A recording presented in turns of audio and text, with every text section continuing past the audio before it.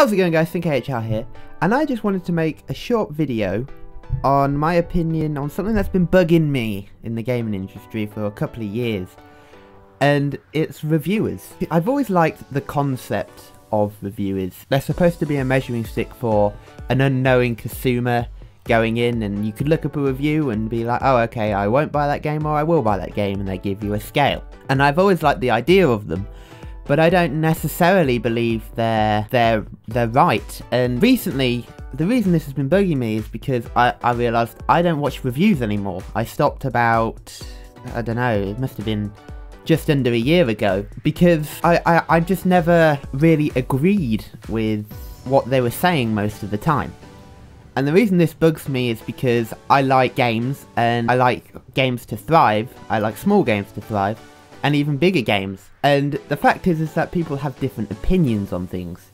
So I don't understand how... I understand how you can give your opinion on something, but how you can give a certain game a definite score on a scale to say whether this game is, you know, completely crap and you shouldn't buy it, or whether it's really good and, you know, you should. And I take the example from Wolfenstein: The New Order, and that was a good game. I really liked that game. But sometimes I watched an IGN review after I played the game. Was it IGN? I think it was IGN. Watching the review, and one of the things they moaned about was the fact that you have to press the A button to pick a piece of, you know, gear up. And I was on Xbox One, so they were complaining that you have to press the A button to pick a piece of gear up. And I thought this just seems like just a reason to bitch about a game for something that doesn't matter. I mean, is that annoying? In my opinion, it's like a bit of a non-factor. So that was something that annoyed me. And I also thought, look at how Evolve got like 9s out of 10s from review outlets, yet the game was terrible. Like, nobody liked it. And it was because it was boring. There was nothing to it, and there was just so much DLC to the game. It was just ridiculous. The concept of reviewers is right, you know, giving people an outlet to talk about the strengths and weaknesses of the game and give, you know, critique on how they can improve in the future. But, I mean, I recently watched another reviewer called Angry Joe, and I actually saw a Twitch stream, and I heard him say that he actually likes some 5 out of 10 games, that's some like 4 out of 10 games and 5 out of 10 games. And, you know, that sort of bugged me a bit, because it was like, but you gave that, if a 4 out of 10 on his scale is a less than average game, so it's like not great. And at the same time, don't get me wrong, I can usually see other people's opinions even if I don't agree with them. So I usually understand, but that bugged me because I was thinking that if you give it a definitive score on a graph, you know, on a scale even, then you're basically saying, you know what, you shouldn't get this game. But if the game is actually fun, even if it doesn't have an in-depth story and, you know, complicated game mechanics that, you know, it takes a while to master, like, even if a game's fairly simple but fun, doesn't it have the most important part of a game, which is fun? And I also take a recent example from 2 different YouTubers, for example PewDiePie and Markiplier, and I saw they both released a video on the same day, I think it was the same day, on a game called Bear Simulator. And PewDiePie was saying, was giving the game, you know, shit, saying it was boring and he didn't like it. But Markiplier was saying about how the game took itself just seriously enough, and he enjoyed it, basically. Exploring. This is really fun. I'm having the time of my life. I mean, honestly, this game is a piece of shit. This is oddly fun. Like, it takes itself just seriously enough to be a reputable bear simulator, which is what I've always wanted out of a gaming experience, but yet it has the delightful lightheartedness of a true experience of bearness that I believe all bears have. That's just another example of, I'm not name dropping it, it's just another example of 2 people that have different opinions on things and get a vastly different experience from a game. So, for example, I was told that Metal Gear Solid was the best game of the century. You know, it was amazing, and I've got the game, and I'm about 12% through it, and I'm bored of it. Not because it's a bad game, but because I've not played any of the other ones. I'm not engaged in the universe, and half the time I don't know what I'm doing. So it's like, it's one of those factors of what is your history with that game sometimes. So sometimes, like, I know that people don't like Far Cry Primal. So Far Cry Primal is, if you don't know about Far Cry 3 and Far Cry 4, is with Far Cry 3 you used to have to, and Far Cry 4, you used to have to go to certain signal points and sort of unlock them or whatever in order to see on your map that part of an area.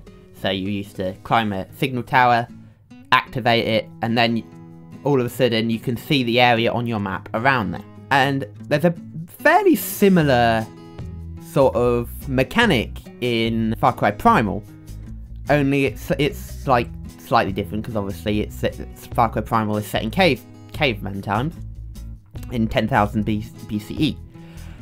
But a lot of people are like, you haven't changed the game enough. But at the same time, haven't they? Because admittedly it's a similar system, but they've had to adapt so much differently in order for it to fit into such a vastly different time period. So from a game developer's point of view, they probably have done a lot of stuff different. What I'm trying to get at is, sometimes people are like saying about Far Cry Primal and saying how it should be different, when really it's about as different as you can get it, with keeping that Far Cry feel. Except that I fully understand critique if you're worried about a certain game franchise or the whole gaming industry going in a certain way which is negative, like microtransactions, which have recently been brought into AAA games. And I fully get why people would repel against that, because people don't want that to be the thing, you know, microtransactions being in every single game. So I get if you're worried about that, but if it's a one-off like a Far Cry Primal where you know that the game's not gonna be a constant thing, you know they're not gonna do it again because it's Far Cry Primal, it's not Far Cry 5, you know, they've given it its own little side name. So you know it's a one-off. So sometimes I feel like reviewers use the fact that they are reviewers, and I know that they're supposed to give critique, but they try to give critique in a way that doesn't matter sometimes. Some people will say, oh, you need to change, you know, this game needs to evolve and change more, but then if a game does change too much, people don't like it. There are multiple examples of games that would have done well in the past if they weren't under the name of another game franchise. For example, Star Wars Battlefront, although there wasn't much to the game, if it was called, for example, Star Wars Imperial Assault, instead of Star Wars Battlefront, it would have got less shit, because it wasn't under a marquee name, you know, a classic name which people expect a certain amount of. It's sort of, the internet contradicts itself in sometimes telling developers that they want things to change, but then in other sequences when they do change things, they don't like it because it's not what they expect from that game. For example, you have your Dead Spaces, and I personally liked Dead Space 3, in my opinion was a decent game, because it brought up co-op, and I like, you know, cooperative games are fun, I like them. So I appreciated what they tried to bring to the table, which was new, because horror can get, you know, old.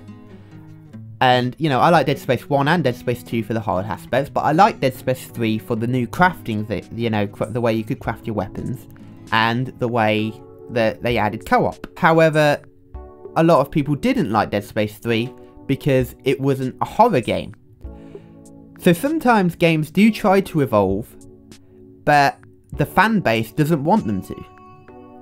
So I feel like sometimes developers can get scared of changing their game too much, because the opinions are very contradictory on the internet of, you know, some people want their games to change, but then others are saying that they don't want it to change. They want it to stay very similar. And, you know, Final Fantasy is an example I've never really played Final Fantasy, but they made a remake of that, and then all the new people were like, yay, we're happy about this, but then all the old people were like, no, this sucks. So, how can, as a developer, you grasp what an audience really wants, when 50% of them are telling one thing, but then the other 50% are saying something else?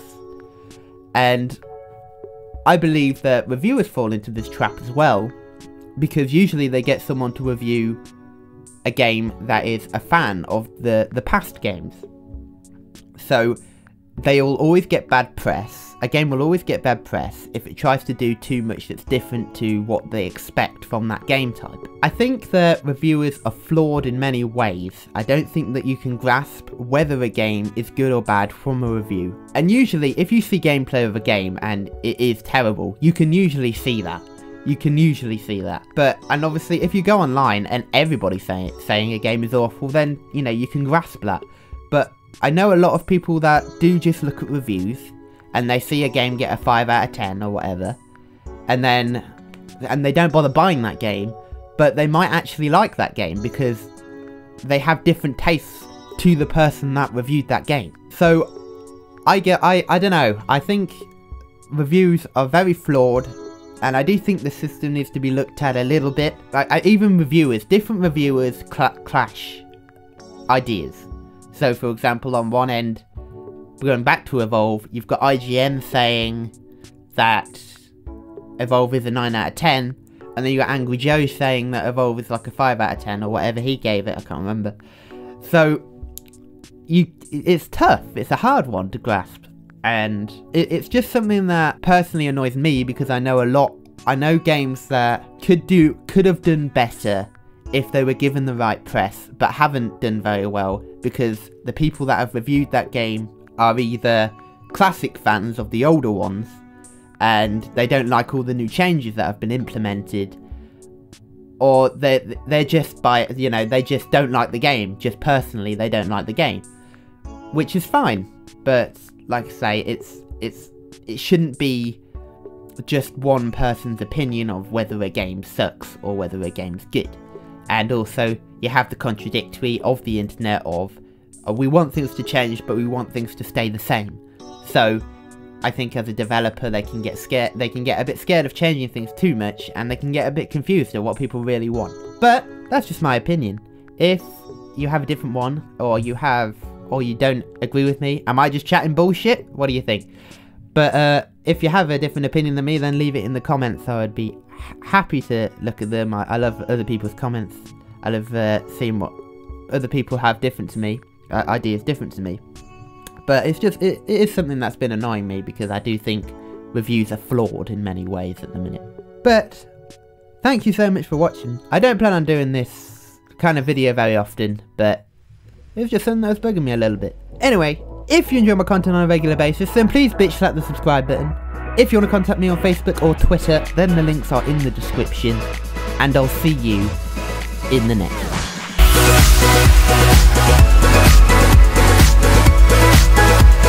How's it going, guys? Welcome back to I Am Bread!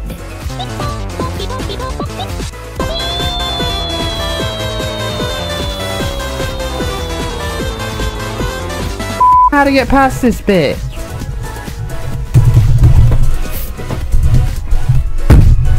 Yeah.